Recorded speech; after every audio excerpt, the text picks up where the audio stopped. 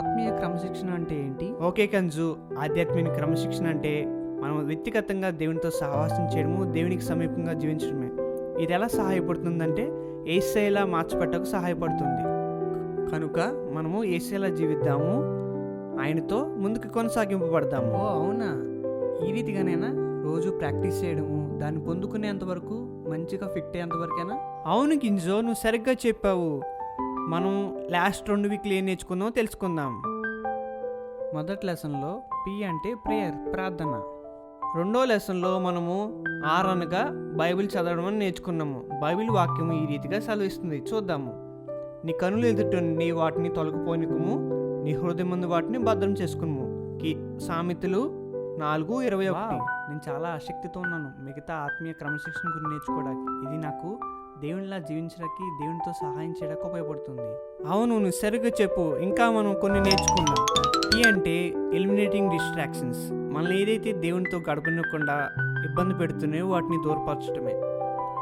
దేవునితో సహవాసం చేయకుండా ఏదైతే ఇబ్బంది పెడుతుందో కొన్ని మనం చూద్దాము. అదేంటంటే ఎక్కువగా ఫోన్ చూడటము, మొబైల్ గేమ్స్ ఆడటము, యూట్యూబ్ చూడటము, అంత మాత్రమే కాకుండా టిక్టాక్ చూడటము, రోజంతా వాటి మీదే సమయం గడపటము మనం చూస్తూ ఉంటాం. కనుక వీటిని మానివేసి ప్రభుతో సమీపంగా ఉంటూ ఈ యొక్క సమయాన్ని ఉపయోగపరుచుకుంటూ దేవునికి దగ్గరగా జీవిద్దాం.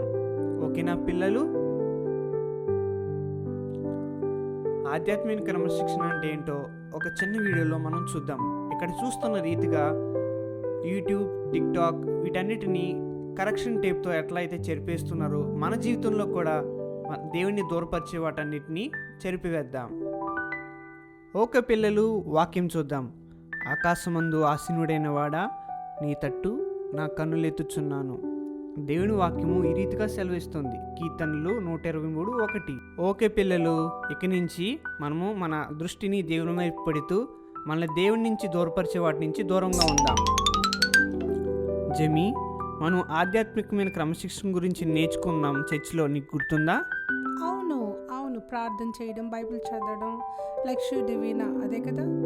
అవును, లెక్ష్యో డివినే, ఎగ్జాక్ట్లీ కరెక్ట్గా చెప్పావు నువ్వు. మనము ఈరోజు మనల్ని దేవుని నుంచి దూరపరిచేవి ఏంటో తెలుసుకుందాం. మనం దేవుని మీద ఆధారపడి ముందుకు వెళ్ళాలంటే ఒకటి ఏం చేయొచ్చు అంటే ఫాస్టింగ్ చేయొచ్చు, ఉపవాసము. ఫాస్టింగ్ లైక్ తినకుండానా? అవును, ఉపవాసం అంటే ఏమీ లేదు. ఫుడ్ పక్కన పెట్టేసి దేవుని మీద ఆధారపడుతూ చక్కగా మన ధ్యానం అనేది దేవుని మీద ఉంచాలి. అంత మాత్రమే కాకుండా ఫుడ్ గురించి అనే కాదు, కానీ సోషల్ మీడియాని వాటిని పక్కన పెడతాము, వాటిని యూజ్ చేయకుండా మనం చూసుకోవాలి. కానీ ఎలా తినకుండా, ఇవేవి ఉపయోగించకుండా ఆత్మీయంగా మనం బలపడతాం? చాలా మంచి ప్రశ్న అడిగావు. మనం ఉపవాసం చేస్తున్నప్పుడు చాలాసార్లు ఏం చేస్తామంటే ఏం గేమ్ ఆడాలి, ఏం తినాలి అని మన మైండ్లో ఆలోచిస్తూ ఉంటాం. కనుక మనం ఏం చేయాలంటే వాటన్నిటినీ ప్రక్కన పెట్టి మన ఆలోచనలు అనేది దేవుని యొక్క వాక్యంతో నింపుకోవాలి. చాలా క్లియర్గా ఉంది. ఇంకా ఏమైనా కొత్తగా ఉన్నాయా? అవును, నువ్వు కరెక్ట్గా చెప్పావు. నీ రూమ్ని క్లీన్ చేసుకోవడము, అంత మాత్రమే కాకుండా ఫాస్టింగ్ని ఇన్ని రకాలుగా చేయడం కూడా మంచిది. ఎందుకంటే మన ఆధ్యాత్మికంగా దేవునితో బలంగా ఉంటాము, టెక్నాలజీకి, మొబైల్స్కి వీటన్నిటికీ దూరంగా ఉంటాము, దేవునితో సహవాసం చేస్తాము. ఓకే, ఐ థింక్ నేను ఇంకా ఇది చాలా కష్టమేమో ఇవన్నీ తీసేయడం, ఈ స్నాక్స్ తినకుండా ఉండడం. అవును, మనం చేయడానికి కష్టంగా ఉండొచ్చు, కానీ మనం ఏం చేయొచ్చు అంటే మొదటగా చిన్నగా ప్రారంభించాలి. చేస్తున్నప్పుడు మనం ఇతరుల సహాయం కూడా తీసుకోవచ్చు. అప్పుడు ఇతరుల సహాయం తీసుకున్నప్పుడు మనము కలిసి ప్రార్థన చేసుకోవచ్చు, కలిసి బైబిల్ చదువుకోవచ్చు, కలిసి ప్రేయర్ చేసుకోవచ్చు. ఇతరులతో మనం ఎలా ప్రేమగా ఉండాలనేది కూడా నేర్చుకోవచ్చు. Okay, correct. అయితే ఇంకా బ్రేక్ఫాస్ట్ తినొచ్చా? నాకేదొద్దు. థ్యాంక్ యూ నాకు ఇచ్చినందుకు. మన బ్రేక్ఫాస్ట్ అనేది తినచ్చు, కానీ మనం ఏం చేయాలంటే ఎప్పుడు ఏం తినాలి, ఎప్పుడు మన టెక్నాలజీ సరిగ్గా యూజ్ చేసుకోవాలనేది మనం తెలుసుకోవాలన్నమాట. ఓకే, నేను చేస్తాను, స్పిరిచువల్ వర్కౌట్ చేస్తాను. సూపర్, నువ్వు అలా అంటావు, నాకు చాలా నచ్చింది. నువ్వు చేయగలవు.